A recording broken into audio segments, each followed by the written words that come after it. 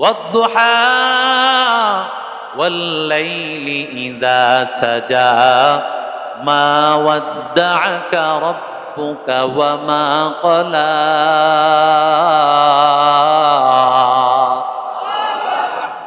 আল্লাহ বলেন সকালের কসম, সকাল যেমন সুনিশ্চিত, সকালের আলো, এই আলো যেমন কোনো সন্দেহ নাই। ওয়াল্লাইলি ইযা সাজা, রাতের কসম, রাত যখন আঁধার হয়ে যায়, রাতের আঁধারের যেমন কোনো সন্দেহ নাই, ঠিক তেমনি ভাবে পয়গম্বর আমি আল্লাহ তাআলা যে আল্লাহ সকাল তৈরি করেছি, রাত তৈরি করেছি, এটা যেমন কোনো সন্দেহ নাই, ও নবী আমি আল্লাহ আপনাকে কোনোদিন ভুলে যাওয়া সম্ভব না। নবীরে ভুলে যাওয়া কি সম্ভব? আরো জোরে বলেন। আল্লাহর নবীকে আল্লাহ বলেন ওয়াদ-দুহা, ওয়াদ-দুহা মানে সাদা চেহারার কসম, আপনার উজ্জ্বল চেহারার কসম, কারণ আমি আল্লাহ তাআলা আপনাকে এমন একটা চেহারা দান করেছি। হযরত আয়েশা বলেন লানা শামসুন ওয়ালিল আফাকি শামসুন ওয়া শামসি তাতলুউ বাদা ইশাই। ও দুনিয়ার মানুষের দল, তোমাদের আকাশে যেমন একটা সূর্য আছে, আমি আয়েশারও একটা সূর্য আছে। আরো জোরে বলেন। তোমাদের সূর্য উঠে দিনের বেলায়, আর আমার ঘরের সূর্যটা উঠে রাতের বেলা। আয়েশা বলেন আমার ঘরের সুই আমি হারায় ফেলেছি। আমার নবী যখন ঘরে ঢুকেন, নবীর চেহারার আলোতে আমি তালাশ করে পাই। কেমন চেহারা সুন্দর! আল্লাহর নবী তো বলেছেন আমার ভাই ইউসুফ অতুতিয়া শাতরুল হাসান, আল্লাহ গোটা পৃথিবীর অর্ধেক সৌন্দর্য ইউসুফ নবীকে আল্লাহ দিয়েছেন। যে ইউসুফ নবীর সৌন্দর্যের দিকে তাকাইয়া মিশরের মহিলারা হাতের মধ্যে আপেল নিয়া আর এক হাতের মধ্যে ছুরি নিয়া ইউসুফ নবীর চেহারার দিকে তাকাইয়া আছে। আপেল কাটতে গিয়া ওরা আপেলও কাটছে, আঙ্গুলও কেটে ফেলেছে। কত সুন্দর, কেমন চেহারা রে ভাই! আয়েশা বলেন ও মিশরের মহিলারা, তোমরা যদি আমার হাবিব মুহাম্মাদুর রাসূলুল্লাহকে দেখতে পাইতা, আল্লাহর কসম করে বলি ও মিশরের মহিলারা, আমার মুহাম্মদ, আমার মাহবুব, আমার হাবিবকে যদি দেখতা, তোমরা হাত কাটতা না। আল্লাহর কসম, তোমরা তোমাদের কলিজা পর্যন্ত কেটে ফেলতা।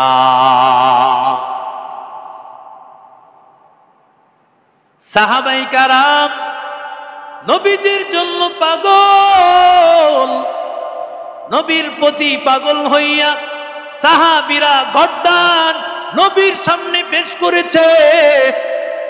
নবীর জন্য কতটা পাগল হইলে সাহাবীরা নিজের গর্দানটা নবীর সামনে পেশ করতে পারে।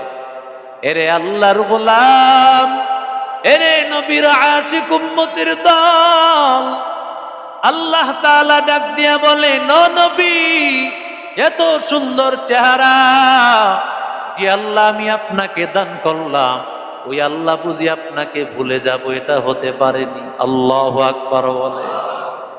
জাবের রাদিয়াল্লাহু তাআলা আনহু, পূর্ণিমার চাঁদের রাত, জাবের একবার নবীর চেহারায় তাকান আর একবার পূর্ণিমার চাঁদের দিকে তাকান।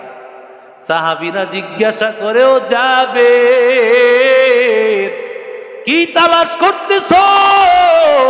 জাবের বলেন একবার দুনিয়ার চাঁদ দেখি, আর একবার আসমানের চাঁদ দেখতেছি, একবার দুনিয়ার তার, একবার আসমানের। সিদ্ধান্ত কি তোমার? জাবের বলেন ওয়াফি কমারিস সামাই নুকতা, আসমানের চাঁদের মধ্যে খণ্ড আছে, দাগ আছে, আমার নবীর চেহারার চাঁদের মধ্যে দাগ নাই। এত সুন্দর চেহারা, ওই নবীকে আল্লাহ ভুলে যেতে পারেন না। আল্লাহ ডাক দিয়া বলেন ওয়াল্লাইলি ইযা সাজা, রাতের কসম। আরেকটা অর্থ হলো আপনার কালো বাবরির কসম। আল্লাহর নবী রাহমাতুল লিল আলামিনের চুলগুলো ছিল কালো, নবীজির দাড়ি মুবারক গুলো ছিল কালো। আল্লাহর নবীর মাত্র 3 থেকে 4টা মাত্র চুলদারি সাদা, তাও পয়গম্বর বলেন এই 3-4টা চুলদারি সাদা হয়েছে 2টা সূরা। শাইয়াবাতনি সূরাতুহু ওয়া ইযাস সামাউ শাক্কাত, নবী আমার বলেন 2টা সূরা, একটা সূরা হলো ইযাস সামাউ শাক্কাত, আর একটা হলো সূরা হুদ। এই 2টা সূরা আমি মুহাম্মদকে বৃদ্ধ বানিয়ে দিয়েছি। বাসায় গিয়া দেখেন সূরা হুদে আল্লাহ কি বলেছেন, ইযাস সামাউ শাক্কাতে আল্লাহ কি বলেছেন। তাফসীরের কিতাব তালাশ করে, বহু তাফসীরের কিতাব আছে, তালাশ করে দেখবেন আল্লাহ কি বলেছেন। এত ভয়ঙ্কর অবস্থা, আমার মায়ার নবী ভয়ঙ্কর অবস্থায় কেন চুলদারি সাদা হয়ে গেল? যেই নবীর কোনো গুনাহ নাই, যেই নবীকে আল্লাহ তাআলা সবার আগে জান্নাতে দিবেন, যেই নবীর সুপারিশ ছাড়া উম্মতেরা কেউ জান্নাতে যেতে পারবে না, ওই নবীও জাহান্নামের ভয়, হাসরের ময়দানের ভয় কান্না করে। আর আমার আপনার কোনো চিন্তা নাই, মনে হয় যেন আমার মর্যাদা নবীর চাইতে অনেক বেশি। কথা কন না কেন? আল্লাহর নবীর কেমন হালাত, আমাদের কেমন হালাত রে ভাই। এরে আল্লাহর গোলাম, আল্লাহ তাআলা নবীকে ডাক দিয়া বলে, নো পয়গম্বর চিন্তা করবেন না, আমি আল্লাহ তাআলা আমি আপনাকে কিভাবে ভুলে যাব, যে আল্লাহ আমি আপনাকে 40 বছর পর্যন্ত ভুললাম না আপনাকে। আপনার মা নাই, বাবা নাই, আপনি বড় এতিম নবী, আমি আল্লাহ আপনাকে কত সুন্দরভাবে লালন করেছি, আপনার সম্মান ইজ্জত আমি আল্লাহ এত দিয়া 40 বছরে পদার্পণ করালাম। 40 বছরে বুঝি আমি আল্লাহ আপনাকে ছেড়ে দিব? এটা কি হতে পারে নাকি? আমি আল্লাহ আপনার কাছে খতমে নবুয়তের দায়িত্ব দিলাম, এত বড় দায়িত্ব, এত বড় দায়িত্ব দিয়ে আপনাকে ভুলে যাব, এটা কোনোদিন হতে পারে না।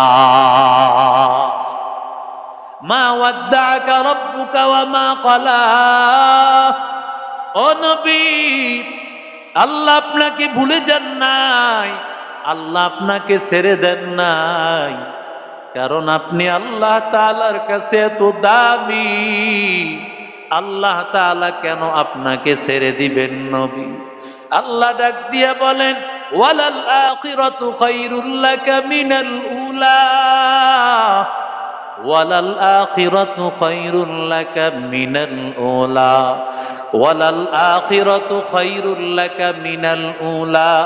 ও নবী, ইসলামের শুরু যুগে আপনার ছিল বড় কষ্ট। ও গো পয়গম্বর, ইসলামের শুরু যুগে মাত্র কয়েকজন মুসলমান, কত ভয়, কত টেনশন। ও পয়গম্বর, আপনি টেনশন করবেন না, নবুয়তের পর ইসলামের শেষের দিকে মুসলমানের জয় জয়কার শুরু হয়ে যাবে। মুসলমানের বিরুদ্ধে আঙ্গুল তোলার কারো সাহস হবে না, বরং সব জায়গায় আমি মুসলমানের বিজয় আমি আল্লাহ দিয়ে দিব। ওয়ালাল আখিরাতু খায়রুল লাকা মিনাল উলা। আল্লাহ তাআলা নবীকে ডাক দিয়া বলেন, ও পয়গম্বর আপনার আমি আল্লাহ দুনিয়াতে কত সম্মান দিয়েছি। যেই নবী আগেরকার নবীদের জমানায় কুরবানি আসমান থেকে আগুন আসার পর ওই কুরবানির প্রাণীটাকে বর্ষ করে ফেলতো, জ্বালায়া ফেলতো, যার কুরবানিটা বোঝা যাইত তার কুরবানি কবুল হয়েছে। আর যার কুরবানি আসমান থেকে কোনো আগুন আসিয়া জ্বালাইতো না, তার কুরবানি কবুল হয় নাই। আল্লাহ ডাক দিয়া বলেন, পয়গম্বর আমি আল্লাহ তাআলা আপনার উপর খুশি হয়েছি, আপনাকে আমি জানাই দিলাম আপনার উম্মতেরা কুরবানি করবে, কুরবানির প্রাণীর গোশত তারা খেতে পারবে। এটা আপনার শান। ওয়ালাল আখিরাতু খায়রুল লাকা মিনাল উলা। ও নবী, আগেরকার উম্মতের জন্য নির্দিষ্ট ইবাদতের স্থান, কোন ইবাদতের জায়গায় গিয়ে ইবাদত করা লাগতো। ওই জায়গা ছাড়া কোনো অন্য জায়গায় ইবাদত করার সিস্টেম ছিল না। ঘরেও করা যায় না, দোকানেও করা যায় না।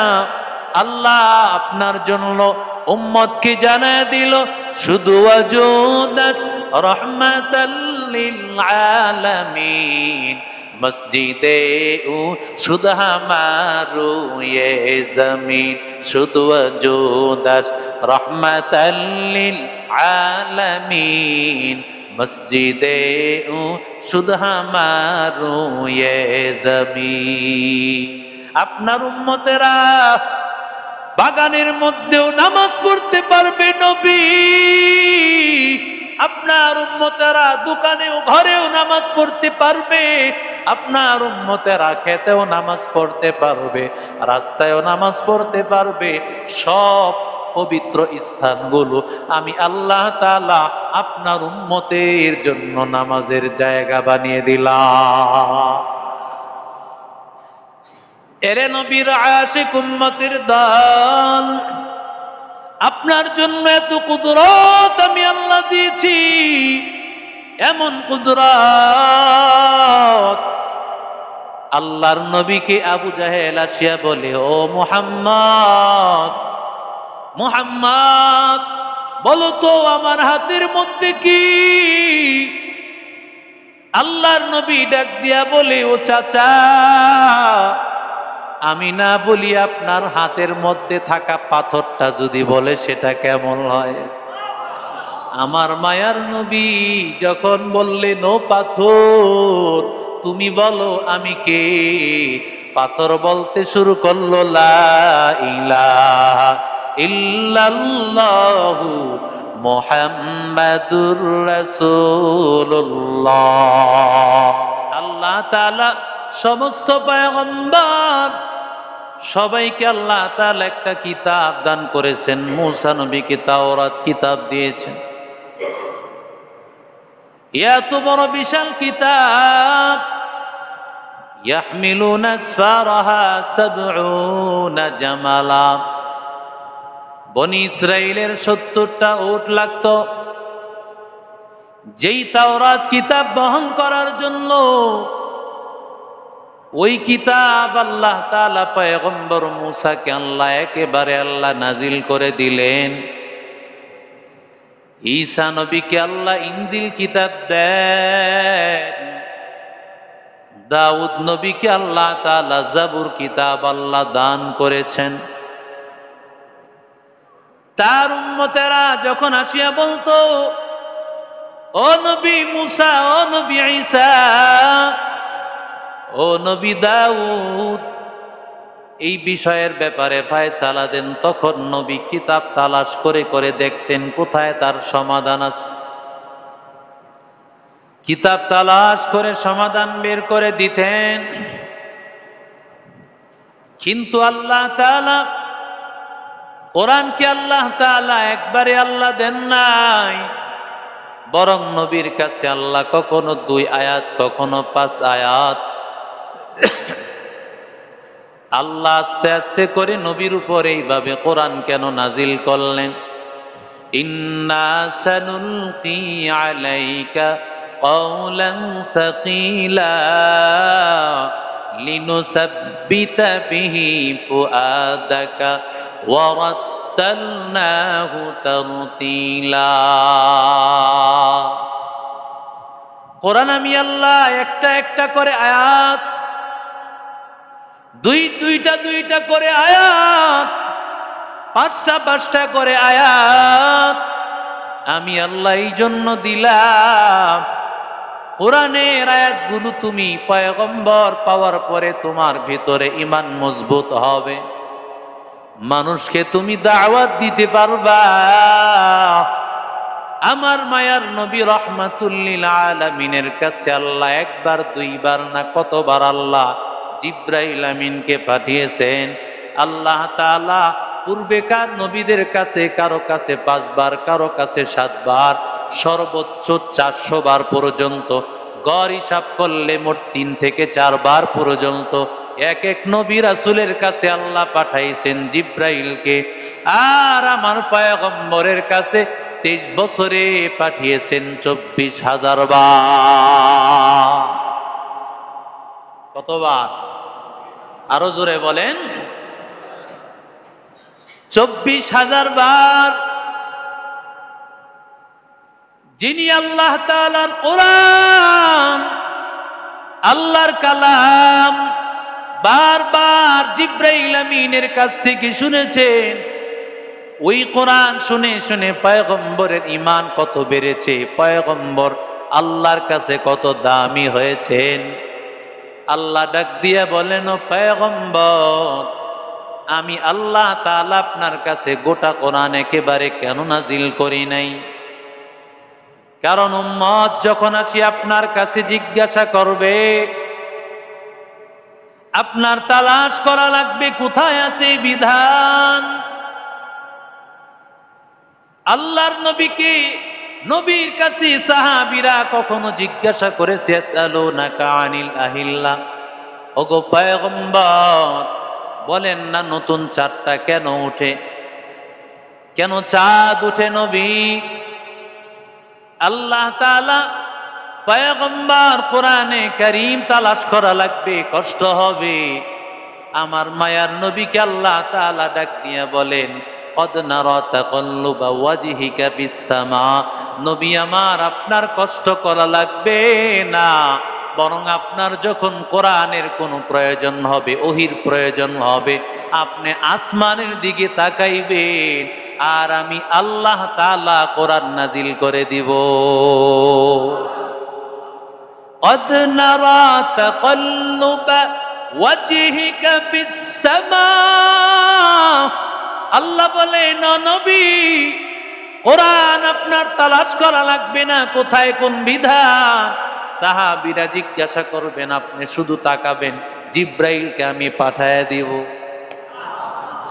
সাহাবীরা জিজ্ঞাসা করেছে, ইয়াসআলুনাকা আনিল মাহিদ, ওগো পয়গম্বর বলেন না হায়েজ এটা কি জিনিসের নাম, এ অবস্থায় আমাদের কি বিধান?